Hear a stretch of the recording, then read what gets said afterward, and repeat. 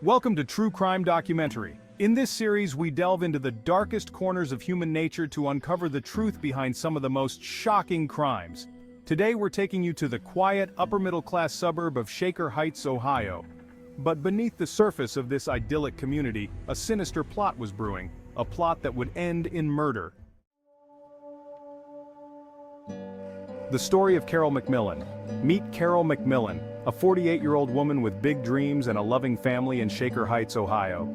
She was well known in the community for her friendly nature and warm smile.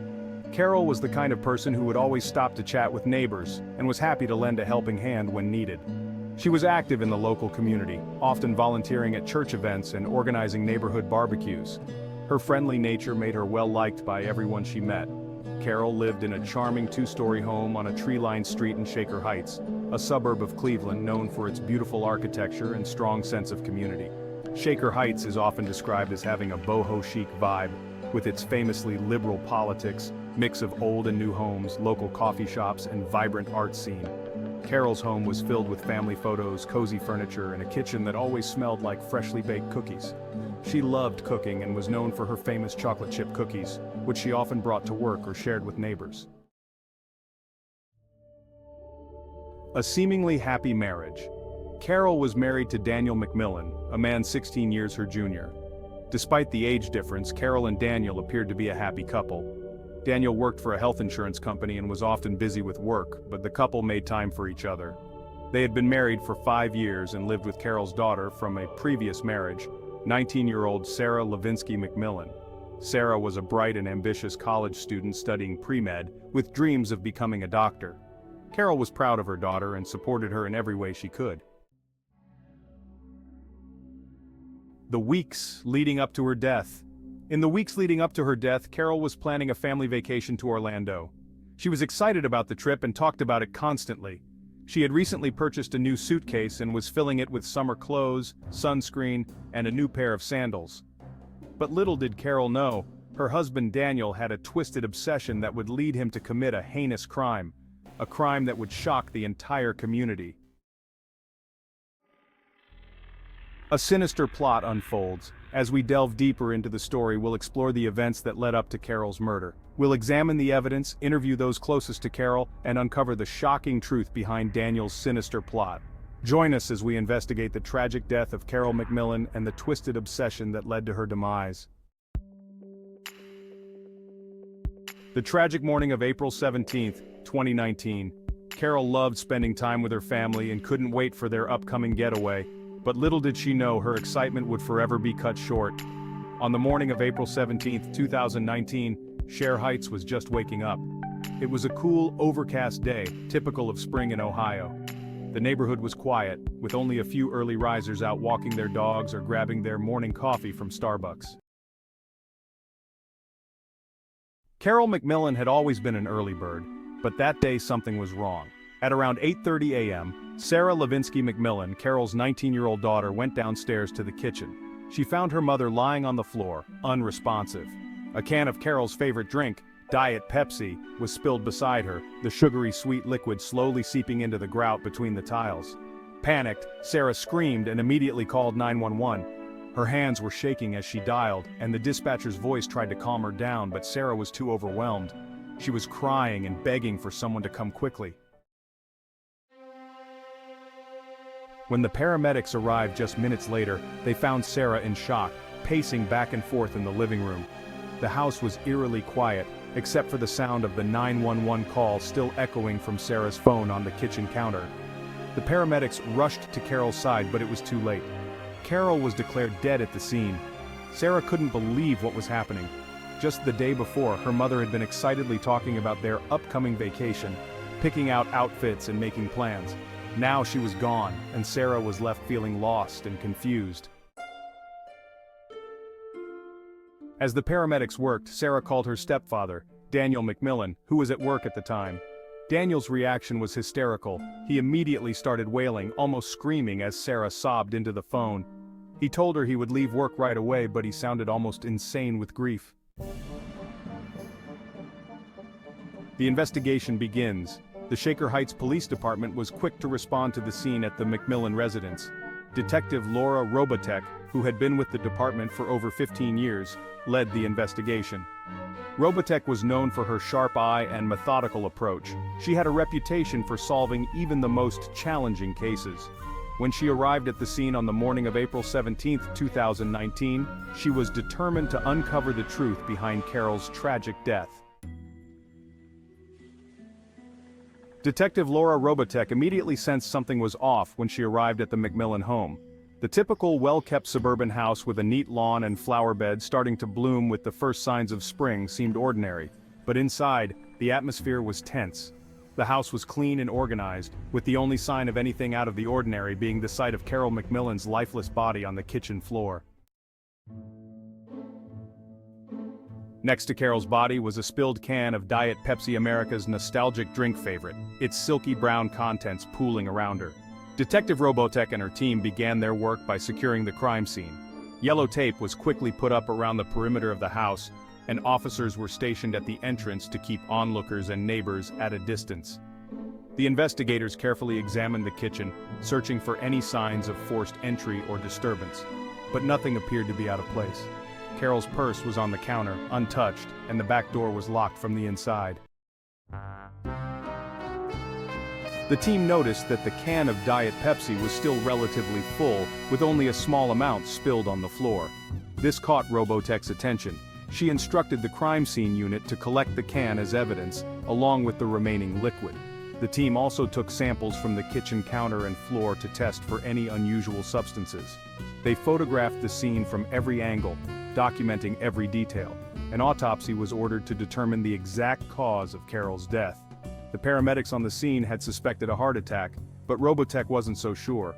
There was something about the way Carol was positioned, and the fact that she had been drinking her favorite soda or pop, as they call it in the Midwest, just moments before that made Robotek suspicious. As the investigation continued, the detectives combed through the house for more clues. They searched Carol's personal belongings, looking for anything that might suggest foul play. Her phone was also taken as evidence, with the intention of checking her recent calls and messages. Detective Robotek knew this case would require careful examination. There was more, much more, to Carol's death than met the eye. With Carol McMillan's death under investigation, the police turned their attention to the people closest to her. The first person they questioned was her husband, Daniel McMillan. At 32 years old, Daniel was much younger than Carol. He worked for a health insurance company in Cleveland and had a reputation for being handsome, charming, and successful. But as the detectives began to question him, they couldn't help but wonder, was Daniel's charm just a facade, hiding a darker truth? Daniel McMillan seemed to have everything: a stable job, a nice home, and a wonderful family. But as detectives began to dig deeper, they uncovered a different side of Daniel. He had met Carol 6 years earlier, when he was working as a junior analyst at the insurance company. Carol, a widow at the time, had been charmed by his youthful energy and confidence. They married a year later, and Daniel became a stepfather to Carol's daughter, Sarah, then 13. On the surface, their marriage seemed solid, but friends noticed that Daniel had become more distant from Carol in the past year. He spent longer hours at work, often coming home late or claiming he had to travel for business. During his first interview with the police, Daniel appeared calm, even cold. He expressed shock over Carol's death, but his emotion seemed muted. He told Detective Laura Robotek that he had been at work when it happened and had rushed home as soon as Sarah called. When asked about his relationship with Carol, Daniel claimed that they had a good marriage, though he admitted they had grown apart over time. He insisted that he had nothing to do with her death and had no idea why anyone would want to harm her. However, as the interview continued, Detective Robotek's suspicions grew. Daniel was too composed, too controlled. When asked about Carol's plans, Daniel was vague, saying he was a feminist and didn't like to keep track of his wife's day-to-day activities. He also couldn't recall the last time they had a meaningful conversation or had sex together as a couple. Robotek found it odd that Daniel, who claimed to love his wife, seemed so disconnected from her life. The detectives also noticed inconsistencies in Daniel's statements. For instance, he mentioned that he knew about Carol's favorite drink, Diet Pepsi, yet he couldn't explain why there was a half-empty can next to her body when she was found. He claimed Carol drank soda often but didn't seem to know much about her other habits or routines. As the police continued to question Daniel, they began to consider his potential motive. Could Daniel have wanted out of the marriage? Or was there something else, something darker, driving him? The investigation into Daniel's life revealed that he had been keeping secrets. One of the most shocking was his sexual obsession with his stepdaughter Sarah. This revelation gave the police a new angle to pursue. If Daniel was in love with Sarah, it could explain why he might want Carol out of the way. But proving that Daniel was involved in Carol's death would require more evidence. As the detectives dug deeper, they uncovered a web of deceit and lies that Daniel had spun around himself. He had been using his charm and good looks to manipulate those around him, including his wife and stepdaughter. But what had driven Daniel to such extremes? Was it a desire for power and control or something more sinister? The investigation was far from over, and the police were determined to uncover the truth behind Carol's tragic death. Detective Robotech knew that they had to be thorough, carefully piecing together the puzzle that was starting to form. The next person the police investigated was Sarah Linsky McMillan, Carol's 19-year-old daughter from a previous marriage. Sarah was a bright and driven young woman who was well on her way to becoming a doctor. She was a pre-med student at Case Western Reserve University in Cleveland, where she had earned a scholarship for her academic excellence. Sarah was known for her kindness and dedication to her studies, often volunteering at local hospitals and tutoring fellow underprivileged students. In her free time, Sarah had always looked up to her mother, seeing Carol as a role model of strength and compassion. The two were incredibly close, often spending weekends together, shopping, watching movies, or just talking about life, snuggled in bed together. Carol had been Sarah's biggest supporter, especially after the death of Sarah's biological father when she was just a child. The loss had forged an incredibly strong bond between mother and daughter, making Carol's sudden death all the more devastating for Sarah. A traumatic discovery. When the police first approached Sarah, she was visibly distraught. The grief of losing her mother was compounded by the shock of finding her dead. Of course, Sarah told the detectives that she had been studying for an upcoming biology exam when she decided to take a break and grab a snack. She went to the kitchen and found her mother on the floor, unresponsive, with a can of Diet Pepsi nearby. In a panic, Sarah called 911, hoping against hope that it wasn't too late. A cooperative but emotional witness. During the interview, Sarah was cooperative but deeply emotional. She described her mother's recent mood as happy and content, with no signs of stress or unhappiness. Sarah couldn't think of anyone who would want to harm Carol, describing her mother as someone who was loved by everyone who knew her. The police asked Sarah about her relationship with Daniel, her stepfather, and Sarah spoke highly of him, saying that he was a hottie and that she saw him as a supportive father figure. She was completely unaware of his secret sexual obsession with her, a fact that made the police even more concerned and somewhat suspicious. A deeper investigation. As detectives delved deeper into Sarah's life, they found nothing to suggest that she was involved in her mother's death. Her alibi checked out and her emotional response to the tragedy seemed genuine. But the police couldn't shake off the feeling that there was more to the story. They decided to investigate further, looking for any potential motives or connections that might have led to Carol's murder. A college student's alibi. Detective Robotech and her team investigated Sarah's alibi, and it checked out. Sarah had been in her room, engrossed in her studies, at the time of the murder. Her social media activity showed a typical college student's life, with posts about school, friends, liberal political causes, and upcoming exams. There were no signs of any secret relationships or troubling behavior. However, the police were still suspicious of the dynamics within the McMillan household.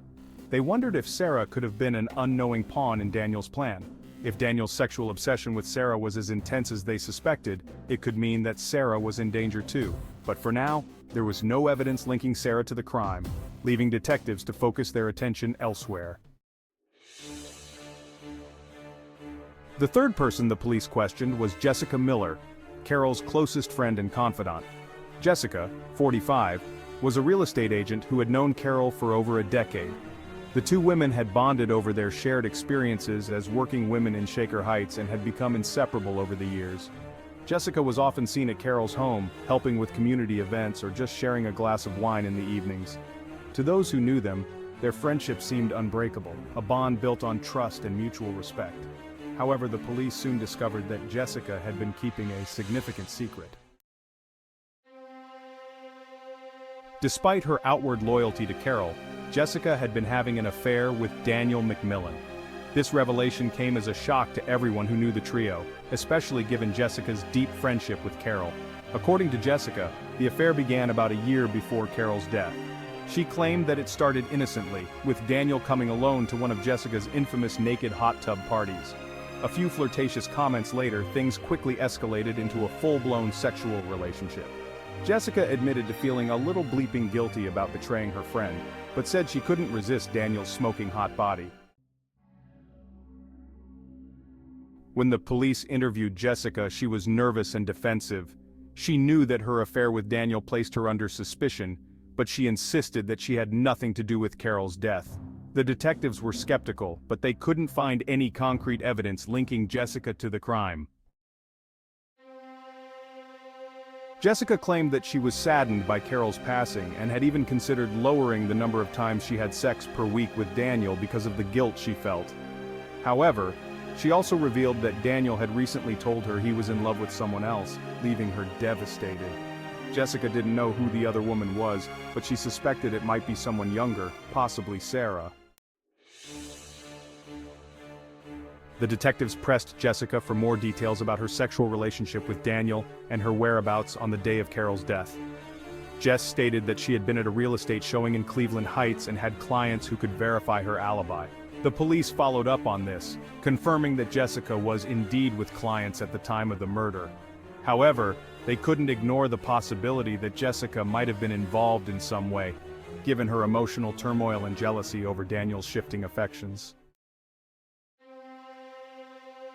Despite her alibi, Jessica remained a person of interest in the investigation. Her affair with Daniel, coupled with her close relationship with Carol, made her a complicated figure in the case. The police had to consider whether Jessica's jealousy and heartbreak might have driven her to do something drastic.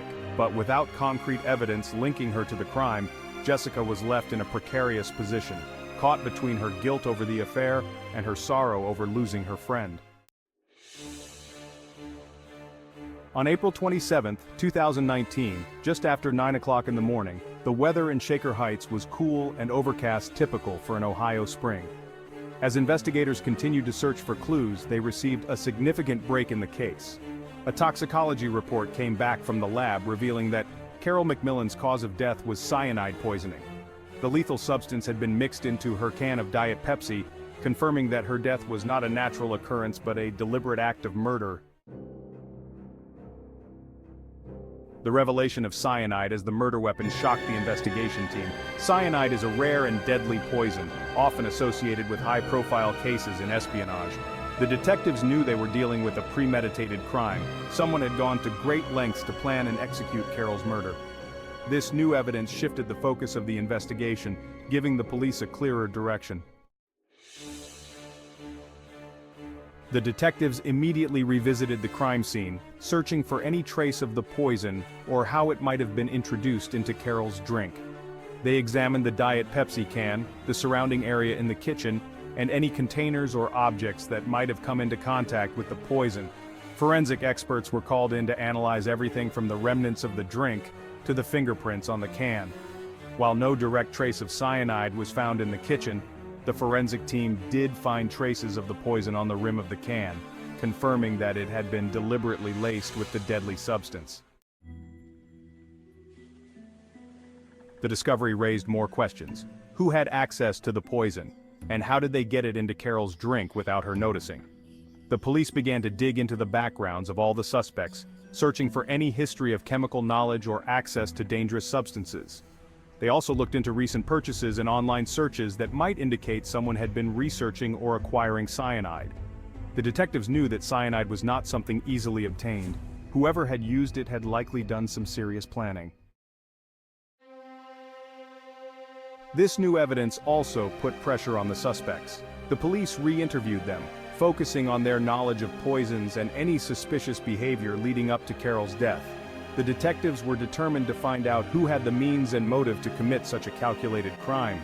With the case now pointing definitively to murder, the investigation took on a new urgency as they closed in on the truth.